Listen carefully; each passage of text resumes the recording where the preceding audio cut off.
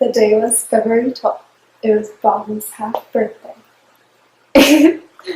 And what did he get for his half birthday? A fiance. It's a pretty sweet day. So leading up to that day was pretty exciting. A lot of nights, long nights planning. The night before was till 4 a.m. Because I didn't really know which day I was going to do it, and then I was like, you know what, I'm doing it tomorrow. And so I planned it all.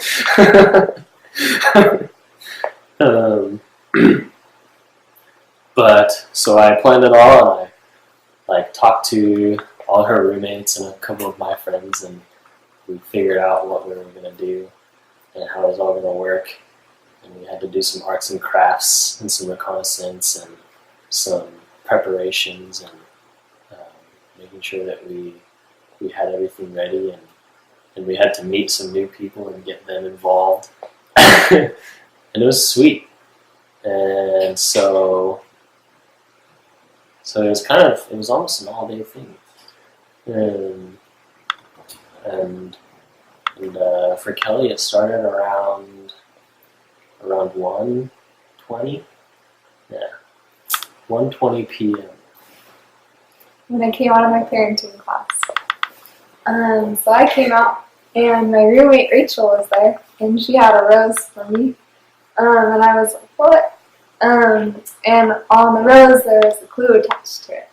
And the clue said,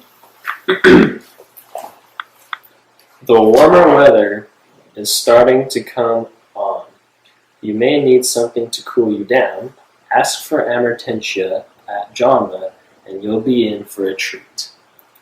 It's okay. And Amortentia is a love potion in Harry Potter, and Bobby knows how much I love Harry Potter.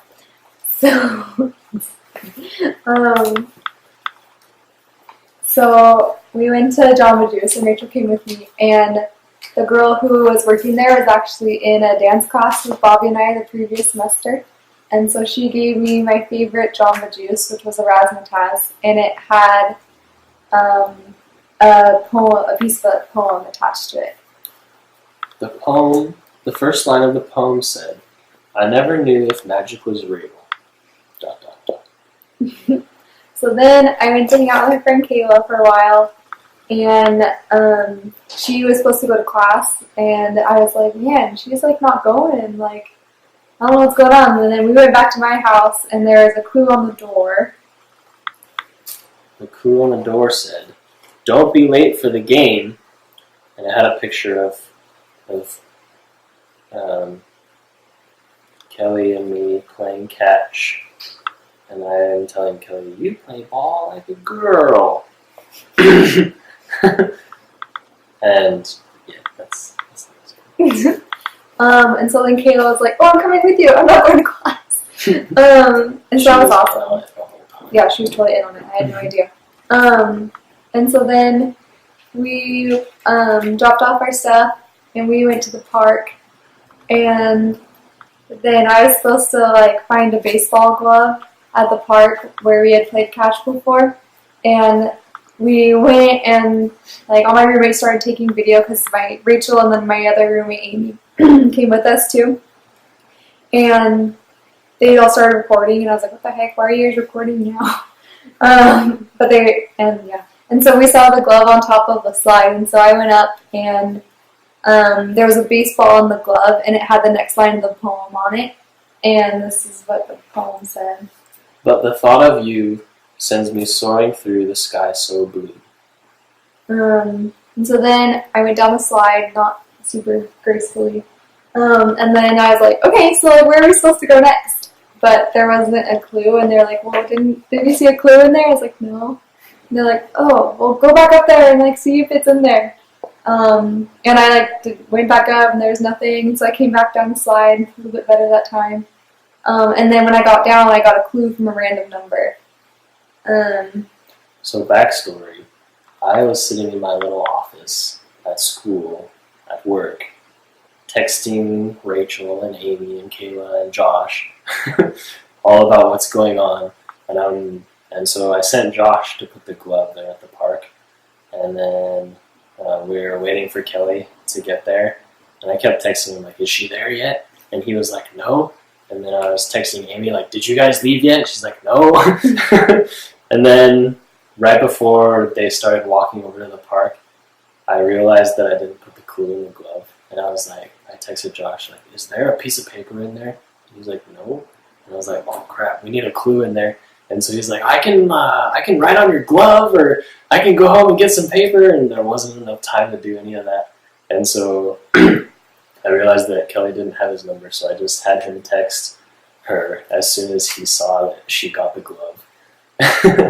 And so it just felt really cool, like making sure the plan worked. I felt like I was in the Italian Job or something. All eyes on Kelli. Yeah, I kept saying things like, the package is being transported.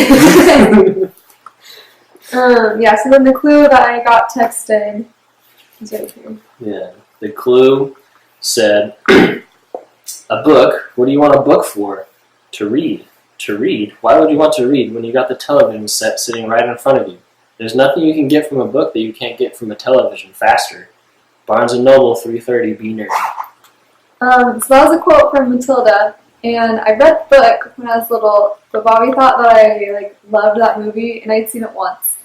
And I had nothing against it. It just wasn't one that I had seen a lot of times. You do love books. But I do love books. That's true. I do love books. And Barnes & Noble was a bookstore similar to where we had our first date. And so we went there, but I got confused by the be nerdy part of the clue. And so when we got there, I was so focused on finding all the nerdy parts of the store. But when we first got there, there was a video playing at the very front, and they were playing Mary Poppins. And I was like, oh yes, I love Disney movies. And I got super distracted. And then I was like, okay, no, I need to find all the nerdy parts of the store. And so we went to the sci-fi section and the Star Wars, and I was like, I don't even know what I'm looking for. My roommates were not helpful because they were trying to stall. And I was like, well, why don't I just ask someone? And they're like, no, you can't do that. And I was like, what? And they even stopped and had me tell the story of our first date and why it was at a Barnes & Noble and all this stuff. And finally, Kayla, it had been almost an hour, it felt like. I don't even know. But Kayla was like, hey, let's just start in the front of the store and we can go to the back. And right under the Mary Poppins video in the very front of the store, there is a package that had my name on it. And it had the next line of the poem attached, and if I had just looked down from the video that distracted me in the very beginning, I would have seen it. But I was too worked out. Yeah, I was too focused on the Disney movie. You would have ended up at the next part for 2 hours. Yeah, I would have been too early. So the poem on the outside of the package read, the storybooks tell us of true love's appeal. And so when I opened it, there is a copy of The Princess Bride in it, and I love that book. And it's the true essence of a storybook. It was wrapped in this. It was wrapped in that. The classy Barnes & Noble. The books on the vines. And then there's a clue on the inside of the book. The clue said, you're a Cali girl through and through. I like them animal style. And so we were supposed to go to In-N-Out in 5 minutes from then. And we were like, oh man, good thing we got this now, because In-N-Out was in the same parking lot. And so when we got there, I was just supposed to tell them my name and ask for my burger. But the lady was really confused when I told her that, and she had no idea what I was talking about, and I was like, okay. But then she called over her manager, and he was super stoked when he got us, and he gave me this bag with another poem piece and the clue, and he was like, yeah, we'll get your food out to you right away. And he was super amped. But then we were waiting there forever. Me and my friend Ryan had gone in and out for lunch earlier that day, and I had a bad experience with the Barnes & Noble lady because she was all mad that I was doing this scavenger hunt, and so I was scared to talk to the In-N-Out guy. But as soon as I talked to him, he was all excited and happy and stoked, and I think he told me he was so excited and happy 10 times within 1 minute. And he's like, congratulations, I'm so stoked, this is awesome. and And then I was like, okay, I just want to leave now. But yeah, so that was good. Yeah. And then we ended up waiting there for almost an hour because my roommates thought they had to stall for like a later part of the scavenger hunt, and I was like, what are we here for? But it was still great. So inside of the In-N-Out bag, there's a piece of the poem, and it said, I found its enchantment in you. And then the clue. The clue said, the sun shines on the water, waiting for you so it can set. Back it had an address to a place in Heber, and it's like a reservoir, which is the closest thing to a beach we can get. But we had to go like down the canyon in Provo, and my roommates thought we had to wait for Bobby's roommate to get there because he is going to be taking pictures of it. But I guess like he was already there or something. Yeah. I don't know. But so at one point we were driving like super slow, like a semi passed us. And then like Bobby texted or something and was like, oh no, he's already here, like, you're fine. And so when we got there, Bobby was like out by the water. And then I was like, like I don't want to go out. Like I was a little scared. And they're like, no, like you have to get out. And so I like started walking, but then I was like, this is way too far. And so I started running. And then we got there, or I got out there, and then I like didn't say anything because I was like, I don't know what I was supposed to say. And I was like, so how was your day? But yeah, and so and then Bobby like said the whole poem, and he added a couple lines. The poem said, I never knew if magic was real. Okay. But the thought of you sends me soaring through the sky so blue. The storybooks tell us of true love's appeal. I found this enchantment in you. Eternity with you would seal the deal. I'll make every wish of yours come true. So he said that to me, and then he told me a bunch of things that just made me so happy. And then he got down on me, and he proposed to me, and it was the best moment ever.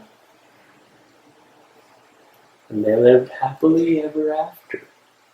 Well, actually, we're getting married on August 22nd. And then we'll live happily ever after. Yeah. So that's the long story of how Bobby proposed to me. Okay.